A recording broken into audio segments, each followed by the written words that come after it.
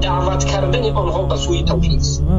همه پیامبران خیرخواه ترین انسان ها به قوم خود بودند، از آنها دیگر خیرخواه تری نبود. و امروز خیرخواه ترین مردم همون کسانی هستند که در قوم خود به سوی ان اعبدوا الله و اجتنبوا الطاغوت دعوت میکنند که یگانه الله عبادت کنید، عبادت نمایید و از طاغوت اجتناب نمایید. سبحان الله.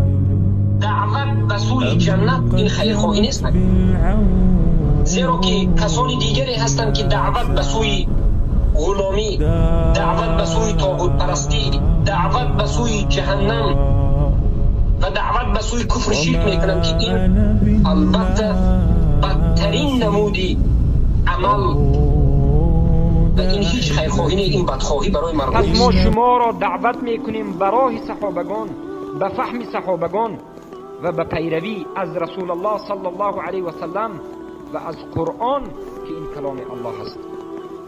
شما را دعوت به سوی عالم پرستی، شیخ پرستی، یک قبیله پرستی نمی کنیم.